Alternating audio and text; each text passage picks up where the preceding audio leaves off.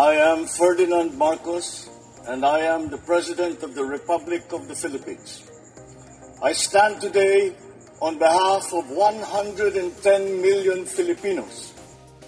Everyone, hello universe, it's me again. Shout out sa inyo mga kababayan. Alam nyo, ito si Kiko Barsaga. I think hindi ito baliw. Bakit kanyo? Kasi alam na alam niya yung mga sinasabi niya eh. Kung baliw ito, mga kababayan, hindi siya nagpo-post ng mga ganito. Bakit? Oh, ito na naman ang panibagong ano niya, kalukuhan na ginagawa niya. Nag-file siya ng impeachment laban kay Pangulong Marcos Jr. Ito po ang lagi kong sinasabi. Wala po kayong maibubutas kay Pangulong Marcos Jr. Ito, uulitin ko na naman. Kung si Cory Aquino nga eh, trophy si Gigi, hindi nga sila nagtagumpay sa Amerika eh. Natalo sila sa kaso. 'Di ba? Malala ang pagbibintang sa mga Marcoses, pero hindi po sila natitinag. They are silence. Ha? Tahimik lang po sila. Hindi po sila rumirisbak sa social media. Ha? Haharap yan sa korte with evidence. Like what ex-Speaker Martin said. Yun po yun. Lalaban yan with evidence. Sabi nga ng Pangulo eh, sa interview niya kay Jessica Soho, kung mayroon kayo na ebidensya laban sa akin, dedalhin nila sa korte. I never forget that. Kaya ito si Barsaga, pipitsugin na congressman, sa totoo lang, na nakakahiya sa imahe ng House of Representatives yung mga pinaggagawa niya. So I think sa mga ibang idea, sa mga ibang kaisipan ko, parang ginagamit lang ito eh, no? Para lang maghasik ng lagim, para lang panggugulo. Swerte itong congressman na ito eh. Hindi ako ang abogado ni Pangulong Marcos Jr. Kung nagkataon ako, sasampahan ko ng kaso ito eh. Ipapalabas ko sa kanya lahat ng ebidensya. Dahil kung wala siyang mailabas na ebidensya, ipapakulong ko, maniwala kayo. Totoo yun. Papatulan ko talaga siya. Kasi presidente yun eh. Ginagawan mo ng ganyan, forke ba tahimik ang Pangulo? Hindi niya kayo sinisita? Ganun-ganunin nyo na lang? Talo niya pa yung mga ano, 'di ba? Yung mga ugali nito, askal na askal. Ha? Oh, 'di ba? Parang mga illiterate na walang alam. Oh, 'di ba? Kung makapagsalita ito si Barsaga, malinis yung mga buaya na sa likod niya. Siya yan eh. Tingnan mo yung ano niya, yung lugar niya sa Dasma, Sangkaterba, yung basurahan nagkakalat. Dapat yun ang atupagin niya. Bago siya magsalita, linisin niya muna yung bakuran niya at saka yung buong pagkatao niya. O, 'di ba? Hindi mo matatawag na may sayad kasi kung ano-anong pinagpo-post niya eh. Tulad ng sinasabi ko, swerte din niya, hindi ako ang abogado ni Pangulong Marcos Jr. Kung ako nagkataon, papatulan ko to, maniwala kayo. Oo, totoo yun.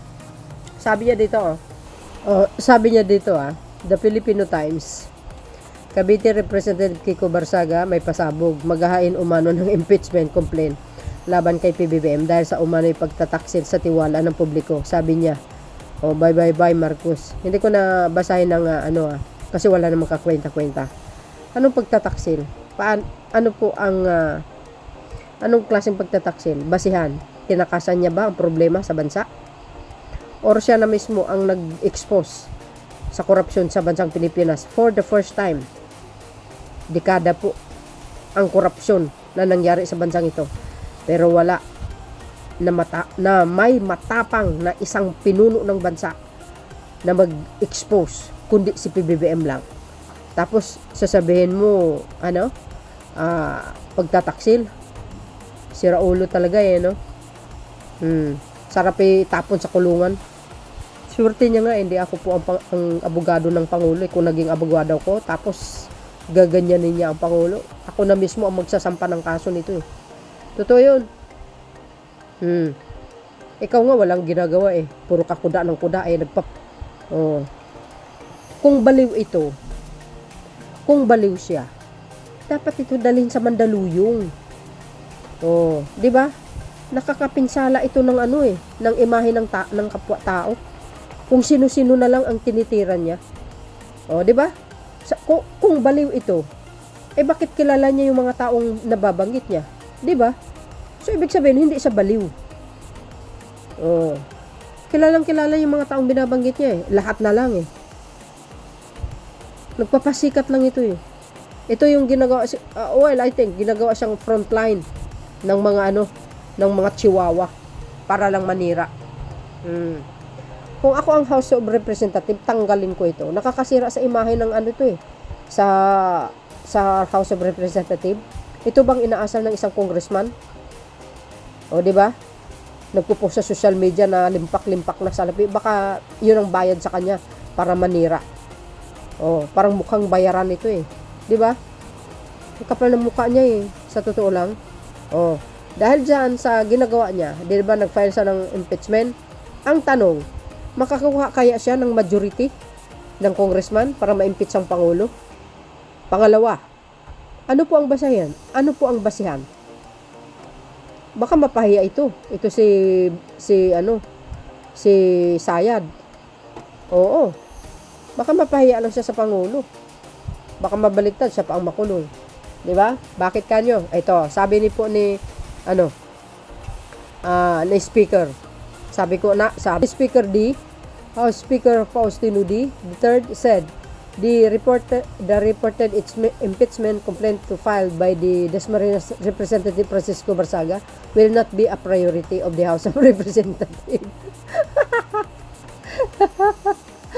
Kakahiya ka, Barsaga. Hindi naman pala priority. Hoy, sampal nyo talaga nga sa mukha niya yan. Para matauhan. O, diba? Sabi dito, during a radio interview on Friday, D was asked about Barsaga pronouncement that he would be filing a impeachment complaint against the president. Alam mo, pinagtatawa nito si Barsaga. Kaya karamihan ang tao sa kanya, baliw, abnoy baga. Kulang ng isang ugat sa utak niya. Kailangan, magkaroon ng implant ng ugat sa utak niya para maging kompleto. Di ba? Dalhin dapat yan sa Mandaluyong. Sino ba nanay nito, di ba? Hindi niya kaya madisiplinahan yung anak niya. No. O, di ba? Ayan ang sabi ni Speaker din, mga kababayan. Hindi ko po nabalitaan na mayroon pala siyang plano mag-file ng impeachment pong hain laban sa Pangulo. Hindi priority ang impeachment ngayon sapagkat ang dami po natin hinaharap na problema ng ating bansa. Kaya nga Sus Mario Joseph, matindi. Nakakaya talaga to si Kiko Barsaga. Shout out sa mga taga Dasma. Mag-file nga kayo magprotesta nga kayo para tanggalin sa kongreso yan. Yung congressman nyo.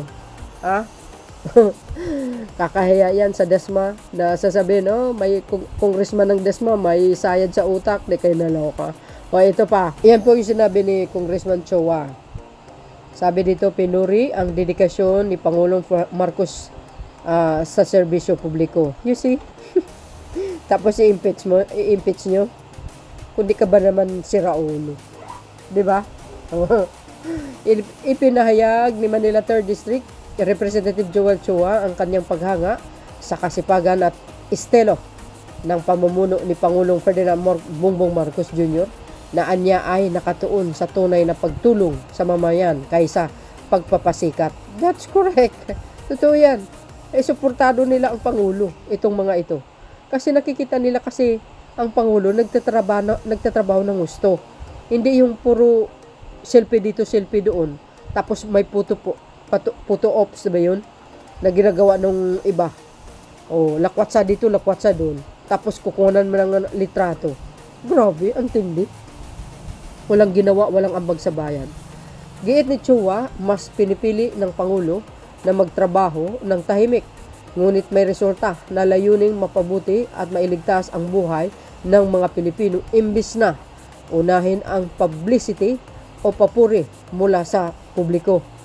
You see, mga bes? Tsaka yung makakita niyan. Kasi yung iba, namumulitika sa 2028. Kung nakikita nyo yan sa social media, pinupolitika nila yung mga lahat ng issue. Ang iniisip nila, yung kapakanan nila, self-interest nila. Yun ang inuuna nila ngayon Guguluhin ng Marcos administration, magrarally sila na magrarally. Di ba? Plano nila ng destabilization para mapatalsik ang Pangulo. Yun ang trabaho nila. Yan ang ginagawa nila ng gugulo. Kasi namumulitika sila. Imbis tumulong sa mga kapwa Pilipino ng mga mahirap. No, hindi yun ang inaatupag nila. Kaya, mas delikado pag silang nakaupo. Kasi, pangalan lang ang inaatupag lang nila. Yung kapakanan ng pangalan nila, apelyido nila, na sasabihin na, kami, ganito kami, sikat kami, Pangulo ang tatay ko, Pangulo ako, kaya sikat ang mga ganitong klaseng apelyido. Di ba? Ganun sila, namumulitika, atat na atat. Hindi sila makapaghintay sa 2028 para dumaan sa eleksyon. Yan sabi ng Unite Pinas. Yan ang sinabi ni Congressman Showa. President Bongbong Marcos is doing the hard work. His approach is saving lives, not just making headlines. That's correct. Di ba? Tinamaan yung mga salot sa lipunan. Tama. Kasi itong mga congressman nila, nakikita nila ang galaw ng Pangulo. Kaya todo suporta sila tapos yung iba, magpa-file ng impeachment. For what? Ano yun? Sino iba palit mo? Yung legendary na magnanakaw? Legendary na mamatay tao? Wow. Hindi makakaupo yan. Huwag mag-ambisyon. Kasi nga matutulad sa Nepal yan. Pag nakaupo, maniwala kayo sa akin. Delikado siya. Kaya huwag na siya mag-ambisyon. Yan ang sinabi ni Congressman Showa. Nakikita naman sa performance ng Pangulo, tumaas ang rating niya. Maganda naman ang feedback ng mga foreign investor. Ang daming nag-i-invest. Although may mga corruption na nangyari, pero ang Pangulo, alam niyang kanyang ginagawa. Kaya nga nagsampa siya inutusan niya yung mga tauhan niya na imbestigahan at sampahan ng kaso yung mga sangkot. Di ba? Si Pangulong Marcos Jr. mismo nag-expose. Hindi ba kayo natutuwa, no? Hindi kayo nagpapasalamat sa Pangulo? Bihira tayo magkaroon ng Pangulong ganyan. Napaka-rare ang skills na mayroon sa kanya. Ito pa. Ito naman ang sinabi ni Congressman Puno. Sabi ni Congressman Puno, sinasabing wala siyang nakikitang dahilan para i-impeach si Pangulong Marcos. Tama. Sabi niyo kay Kiko Barsaga, yung kabubuhan niya, mag-aral sa mabuti kung paano ang isang mambabatas. Hindi puro kuda-kuda, nasisilaw siguro sa pera na ibinayad sa kanya. Baka ganun. Di ba? Naniwala si House Deputy Speaker Ronaldo Puno na wala silang nakikitang dahilan para umandar ang impeachment. Complaint na isinampa ni Kiko Barsaga laban kay Pangulong Bongbong Marcos. You see, mamumurit kayo, maniwala kayo.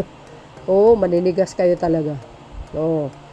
Sabi po dito, ayon kay Puno, maganda umano ang ginawa ni Marcos para sa bayan, kaya't malabo na makalusot ito sa mga kongresista. Tama. Diba? Sa totoo lang, ay, nagsasayang lang kayo ng oras. Mga alipores ni Lucifer. He is bringing up the correct issues and he is determined to find the solution to the issue that he raised. So, anong i-impeach mo dun? Wika ni Puno. Ay, nako, salamat po. Tama ang inyong pananaw, Congressman Puno. Pero, syempre, kung may isang tao na gustong gawin yan, kahit na walang base, ay hindi mo mapipigil yun. But I don't think it will get anywhere. Palagay ko, wala siyang makukuhang katulong dyan. Dagdag pa niyan. Yes, everybody can do that. To file the complaint, or impeachment against the president, any one of those congressmen out there. Pero ang tanong, the question is, di ba? Kakasakaya ang mga congressman napapayag doon sa gusto ni baliw na congressman or sino man congressman? Di ba? Kakasakaya. Ano ang legal basis para masampa ng kaso ang Pangulo? Sige nga, natama naman sinabi ni Congressman Puno na siya na nga ang naging susi to expose the corruption na dekada na nangyari sa Pilipinas. Tapos, mag-file ka ng impeachment complaint. What the heck? Diba? Oh, magkakagulo yan. Maniwala kayo. So, diba yan ang sabi ni Congressman Pono? Sabi ng Pinoy Trends. Oh, ako lang, wala akong makita kung anong pwedeng gamitin na ipang-impeach si President Marcos. Wala talaga eh. Because I think, honestly, he's doing a good job. You see? Ay! Oy, Congressman na Congressman Katok Barsaga. Ha? Mag-ano ka nga, mag-ayos-ayos ka. Kalikutin mo nga yung utak mo. Ha? Baguhin mo ng ugat para sakaling matauhan ka sa mga pinagagawa mo. Swerte mo, ha? Barsaga, hindi ako ang abogado ng Pangulo. Pag nagpataon, sasampahan kita ng kaso kahit saan. Lalabanan kita talaga. Oh, totoo yun. Oh, tingnan nyo, guys. Ha? Napakaganda yung sinabi ni Congressman Pono. Totoo naman yun. Kaya nga lagi kong tinatanong, anong basihan nyo? Ganda naman ang performance ng Pangulo. Hindi naman po siya nagnakaw sa kabanang bayan. O gawa-gawa lang ng mga DDS yun kasi gawain nila eh. Gawain ng poon nila eh. Lagi kong sinasabi, uulitin ko. Kahit sino, hindi kayo magtatagumpay. Mark my word. Kayo magtatagumpay na ipakulong ang Pangulo. Sus Maria Josep. Sa totoo lang, 100% po yan. Ha? Oh. Sa Amerika nga, natalo ang dilaw. Kayo pa kaya? Na walang kakwenta, napaka-cheap. Ay nako, ewan. So yun mga kababayan, kaya kung ako kay Kiko Barsaga, magtrabaho na lang siya or ipatingin niya yung utak niya. Kulang ng isang pyesa. Thank you guys for watching. See you again on my next upload. Bye bye bye and babus. God bless Philippines.